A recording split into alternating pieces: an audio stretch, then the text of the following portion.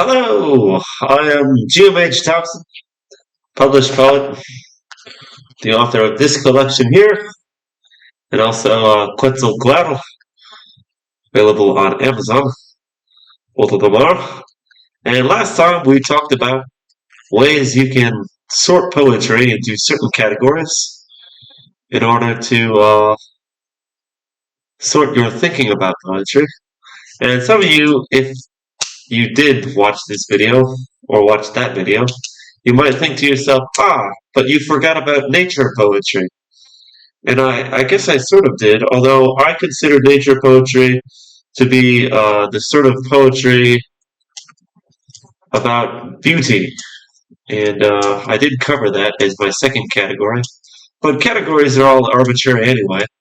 So if you wanted to, you could think of nature poetry as its own category. And nature poetry is one of the most important types of poetry that you can write. Historically, at least it has been.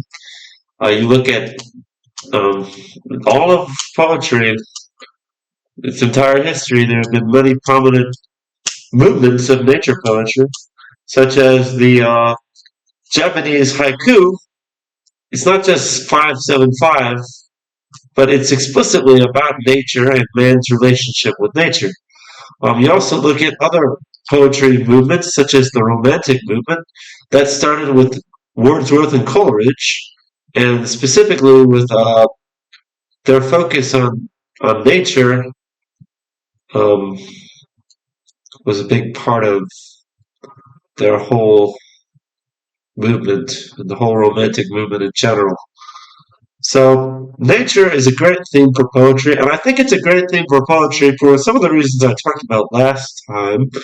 Namely, it's hard to express what we feel about nature without using poetry. It's very simple to just say like, I like going outdoors, but it sounds kind of dumb if you just say it like that. If you say it so short, and it doesn't accurately communicate what you feel about going outdoors. If you say, "Oh, I just like going outdoors. I like going to the woods," that's not communicating what you actually feel about going outdoors. What you actually feel about going to the woods.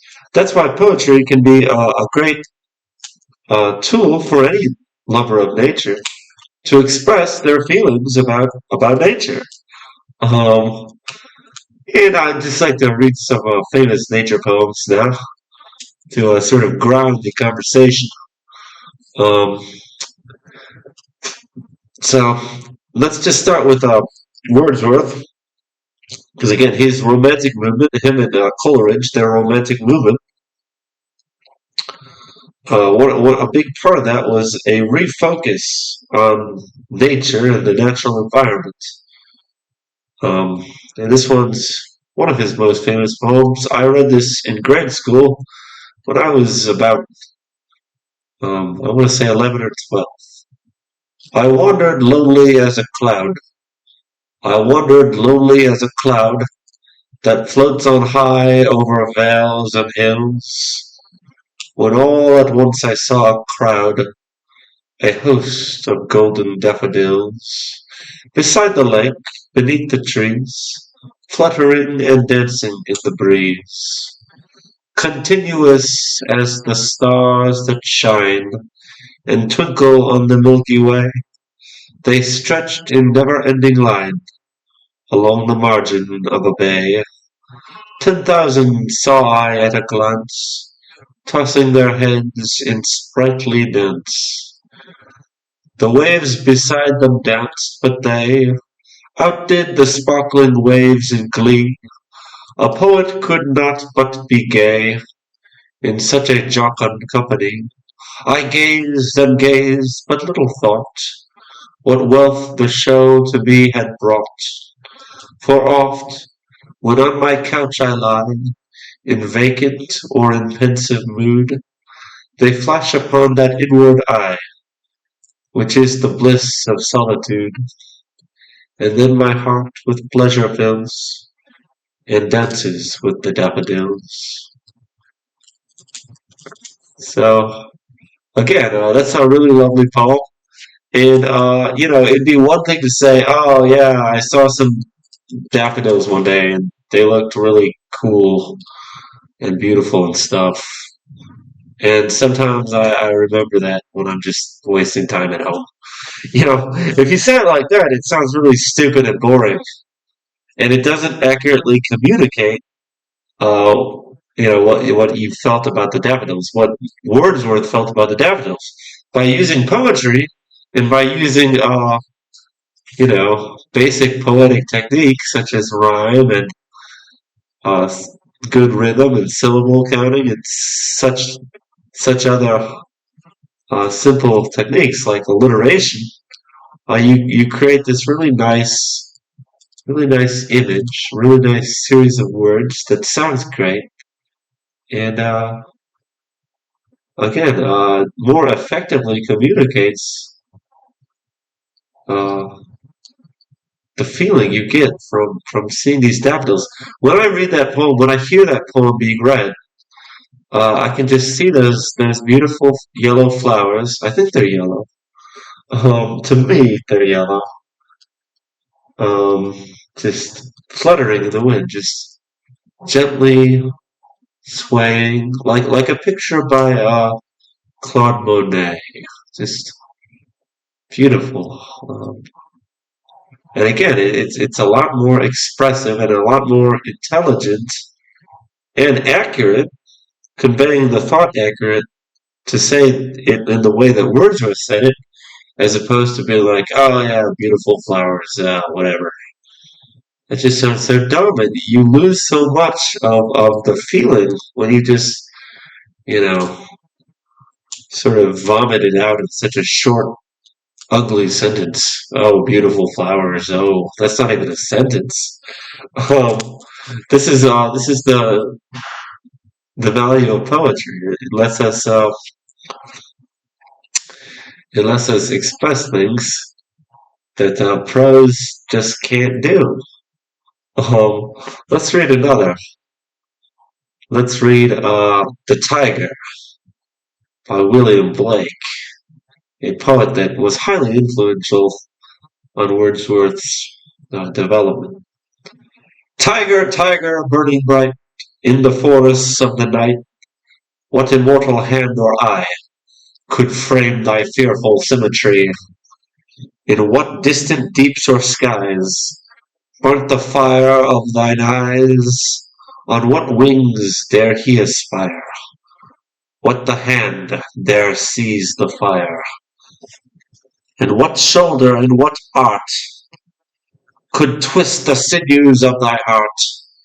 And when thy heart began to beat, what dread hand and what dread feet? What the hammer? What the chain? In what furnace was thy brain? What the anvil? What dread grasp dare its deadly terrors clasp? When the stars threw down their spears and watered heaven with their tears, did he smile his work to see? Did he who made the lamb make thee? Tiger, tiger, burning bright in the forests of the night, what immortal hand or eye dare frame thy fearful symmetry? Now, in the original, I do believe that symmetry and I rhymed. I think it was dare frame thy fearful symmetry. Oh, that's one unfortunate thing about English. And one reason I personally don't write a lot of rhyming poetry because it tends to degrade. English tends to change a lot. If you look at the English of Shakespeare, a lot of his rhymes in his plays and his sonnets don't even rhyme anymore. They're just like near rhymes now. But no, that poem is great, The Tiger, where William Blake is, of course, talking about, like, what an amazing creature a tiger is. And he's right, a tiger is an amazing creature. But again, it sounds kind of dumb if you just say, like, wow, tigers, aren't those things crazy? This is why Poetry is so useful when talking about nature, when talking about our thoughts about nature. It lets us express things with greater expression, express things with greater expression than just some stupid prose sentence like, "Oh, tigers." Isn't that a crazy thing? You crazy nature, like that Family Guy joke. Damn nature, you scary. Um, I love that the tiger. Um, he's saying like, how did tigers get to be so awesome? Again, if you say it like that, it just sounds really really stupid. That's why we use poetry to more accurately and more eloquently express our thoughts about how wondrous nature is. And I'll read one more really famous one. This one's kind of long, but I just love it. It's not even explicitly about nature, but it's about a lot of things, and nature is certainly um, one of the things it's about. It's called Robert Frost's Mending Wall. You probably have read this in grade school, and I just love the poem. Even if you have read it, I think it's worth another listen, and I think it's worth another thought about it. So think about it as I'm reading it. Um, Mending Wall. Something there is that doesn't love a wall, that sends the frozen groundswell under it, and spills the upper boulders in the sun, and makes gaps even two can pass abreast. The work of hunters is another thing. I have come after them and made repair, where they have left not one stone on a stone, but they would have the rabbit out of hiding, to please the yelping dogs. The gaps, I mean. No one has seen them made or heard them made, but at spring mending time we find them there. I let my neighbor know beyond the hill, and on a day we meet to walk the line, and set the wall between us once again. We keep the wall between us as we go, to each the boulders that have fallen to each, and some are lobes and some so nearly balls, we have to use a spell to make them balance. Stay where you are until our backs are turned. We wear our fingers rough with handling them. Oh, just another kind of outdoor game, one on the side. It comes to little more. There where it is, we do not need the wall. He is all pine and I am apple orchard. My apple trees will never get across and eat the cones under his pines, I tell him. He only says, good fences make good neighbors. Spring is the mischief in me, and I wonder if I could put a notion in his head. Why do they make good neighbors? Isn't it where there are cows? But there are no cows here. But here there are no cows. Before I built a wall, I'd ask to know what I was walling in or walling out, and to whom I was like to give offence. Something there is that doesn't love a wall, that wants it down. I could say elves to him, but it's not elves exactly, and I'd rather he said it for himself. I see him there, bringing a stone grass firmly by the top, in each hand, like an old stone savage armed. He moves in darkness, as it seems to me, not of woods only and the shade of trees. He will not go behind his father's saying, and he likes having thought of it so well. He says again, good fences make good neighbors. I just love that poem. Now, a lot of people think that that poem is about how Robert Frost doesn't think good fences make good neighbors and how Robert Frost thinks that walls are silly. I don't necessarily think that's the case. Robert Frost uh, is actually, or was actually, I should say, he is dead, was actually quite subtle with his use of the narrator's voice. In fact, in his poem, a road diverges, um, a road, a road diverged, or whatever its title is. I forget its title. Let's see. Can I? Yes. Let me see. In his poem about the roads diverging in the forest, let me see. Frost road. Yeah, the road not taken. It's very well known, or at least it's known, that he wrote that in the voice of somebody else. He did not write that poem, Road Not Taken, in his own voice. He wrote it in the voice of somebody he knew, who was sort of the sort of person that says stuff like, um, "I took the road not taken, and I am better for it." And he sort of wrote it to make fun of that person. And the point of the road not taken, I have heard, and I could look up the sources if you really want to know.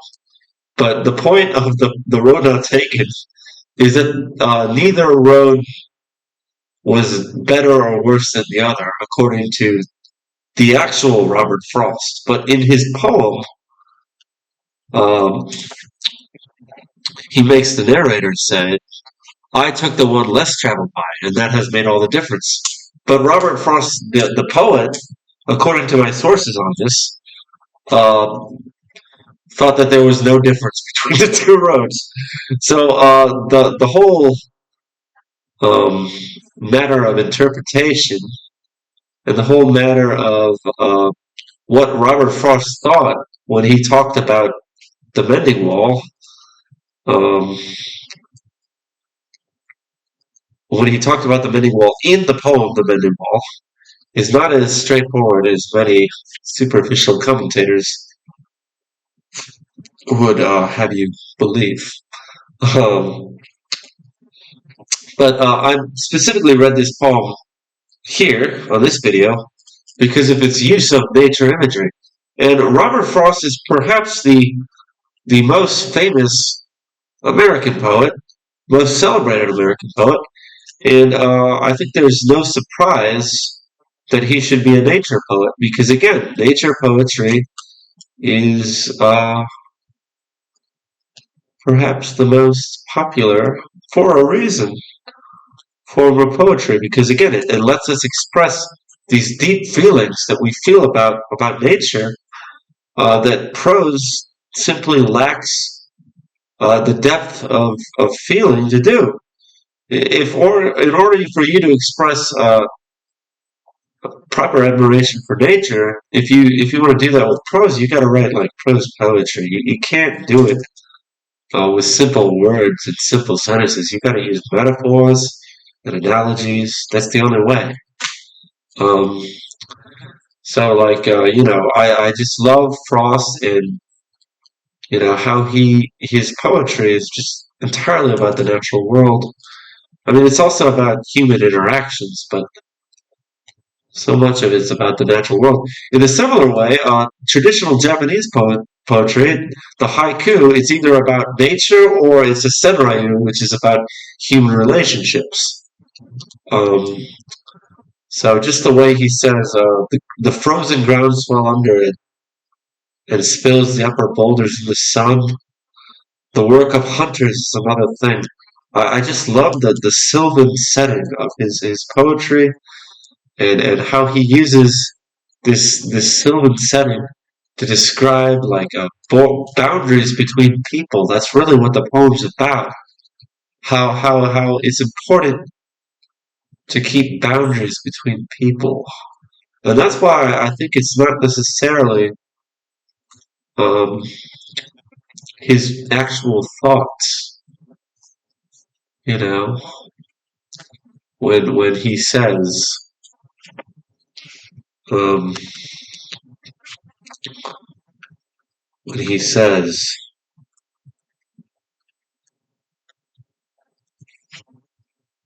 um, I'd ask to know what I was walling in or walling out, and to whom I was like to give offense. Because the thing is, when you keep boundaries, physical or mental, uh, you never know what you're walling out until it comes in. That's why you have the wall, to make sure you're not caught unaware. You know, when you just let yourself be open to anything, you only find out too late that that's a bad idea. And I'm not sure what Robert Frost would say about that. Um, but that's just what I think about it. Um, and yeah, so nature poetry. I myself have written some nature poems, and I love nature, and that's why I write poetry about it, naturally. Um, this is one that I really like. It's called The Ballad of Clouser the Crafty Fox. It is actually a sestina, Sestina, if you want to Google that. Clouser was the craftiest. Of all the beasts that called the forest home, he was a fox, and every night he'd sneak among the sleeping sylvan things and take most anything his fancy wished to eat. He thought his guile could outwit every trap. Many animals laid traps to snare Clouser, but none were craftier than him. The poisoned acorns went unate. When wolves prowled through the night, he robbed their homes. The eggs birds booby-trapped he'd never take. Past every leaf-masked pit he'd always sneak. "Let's just kill this closer sneak," the wildcat snarled one day when sitting trapped within a wood's trap summit. "What's it take to do a little thing like that? What craft has he when faced by all these woods now home? For from the flesh of each this fiend now eats. Murder lust now wholly ate compassion in their hearts, nor did it sneak away to make another organ home, but in death's icy fingers it died trapped. And so the mob set out feeling crafty, and vowing this time there'd be no mistakes. No one knew where Clouser took the many things he took from them to eat, and in the forest's dark heart craftier beings reside than can by pen be snuck into the minds of beasts or men. They trapped one such presence and asked the four foxes home. Crafty Clouser's secret home is solely known to Isabel. He takes great pleasure in her company. The trap was giving way. I mean, with that it ate its way out of the snare, to darkness snuck, and never since has shown its craftiness. They tracked her home when he was making tea. They grasped his crafty skin. It ripped apart. They took his courage. He became a snake. That's kind of a confusing poem to read, but if you saw it on the page, it'd be a little bit more understandable. Um, and it's just a silly fable, but it's a fable about nature, and I sort of snuck in an origin story of why a snake loses its skin. Um, there's a special term for those stories, but the name escapes me right now.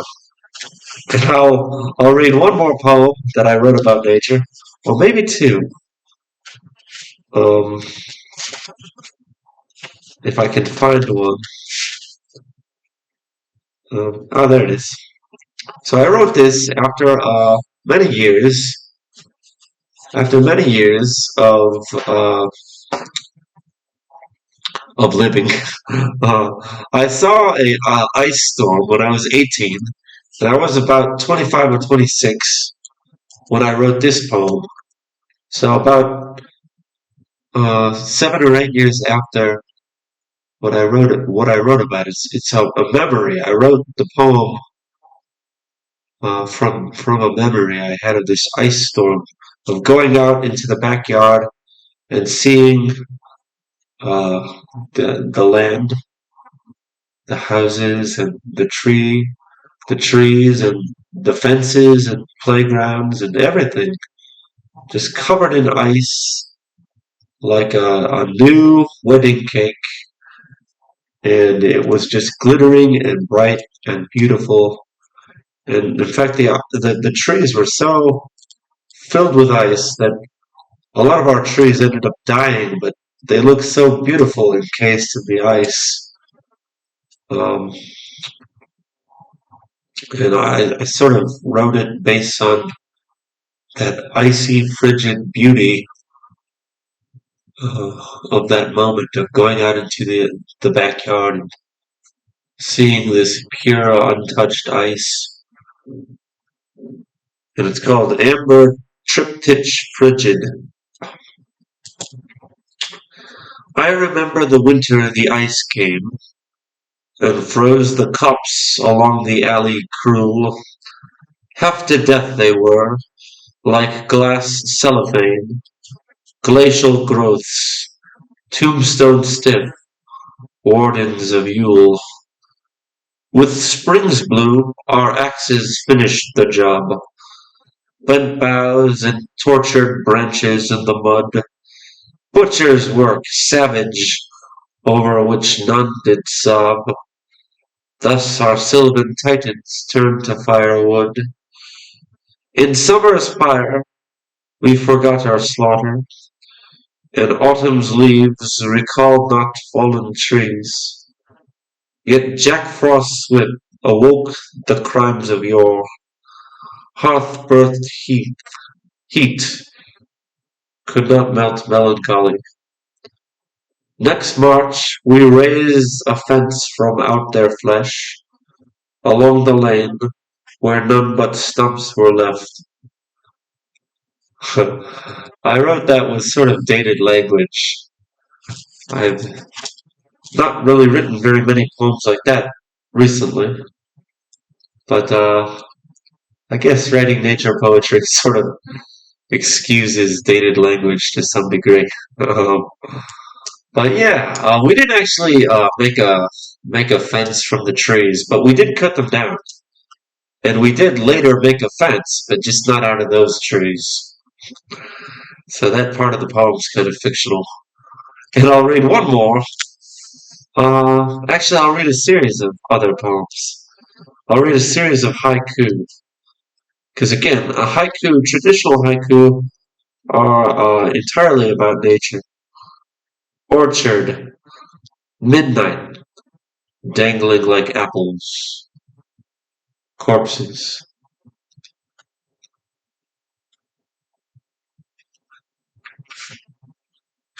Straw trance, emptiness, cornfield, suicidal, strange transformation, scarecrow.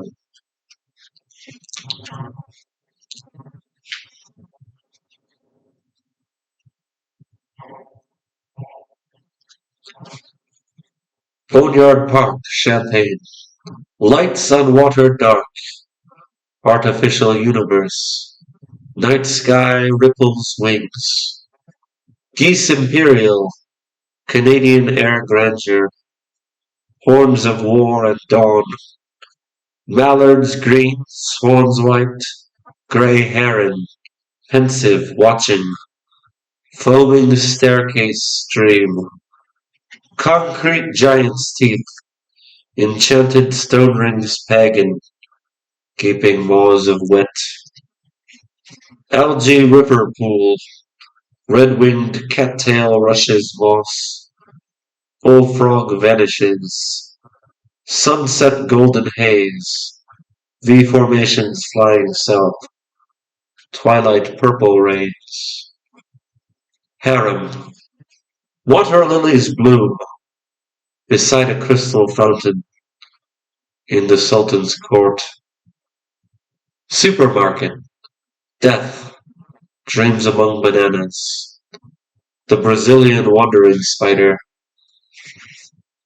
honeybee, ebony and gold, new sprung flowers kiss to life, the earth reborn sweet, Jana gold, cucumber cherry, autumn sun on a dirt road dies, my lost love's smile, ice bird, wings of gold, caress the snowman's nose while awaiting gloves, bearing corn. Those are all from my yard sale at the Devil's Petting Zoo by Spartan Press. Um, my first book of poetry. Uh, so to leave you, I'd like you to write a nature poetry, uh, a nature poem, and if you'd like to, you could leave it in the comments. Um, just focus on a memory of some day that you went out, maybe to a national park, or maybe just on a hike somewhere close to where you live, and any little moment you remember, like maybe you saw a wildcat. I remember one day I was on my bike and I was going down a hill in this area where there are a lot of horses near where we lived in Belleville, Illinois, and in the leaves, in the trees, I saw a mountain lion. It was beautiful. I've tried to write a poem about that, but I haven't managed to do one about that particular incident that was, in my opinion, successful. I have tried writing a poem about that 4 or 5 times now, but I'll write that poem someday. Maybe after doing this video. Um, just focus on a moment like that where you suddenly saw, oh man, there it is. I remember I was in Zimbabwe. I went to Zimbabwe once on a very strange errand, and I walked in a national park there, and I didn't think I'd see anything. I mean, there were a few things, but they stayed far away from people. Like there were some wildebeests, and there were some zebras, and even some giraffes that stayed far away from people, so you couldn't get near those, even though they let you walk around where the zebras would be if the zebras got close enough to you. But I walked far into this little, very hot, very dry forest, and suddenly I got to the middle of it where there was this like oasis stream area with some very beautiful flowers. And I walked a little bit further back into the trees, and suddenly I saw a herd of 10 or 20 gazelle, and they were just so majestic. I think there was one male and a number of females. Um, I remember those gazelle horns. And, you know, again, they didn't get very close, but you could see them about 300 yards away. Through the trees, you could see the gazelles.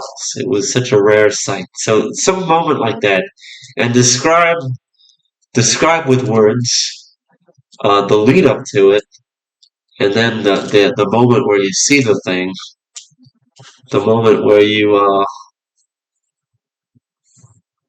where you receive this vision that nature gives you.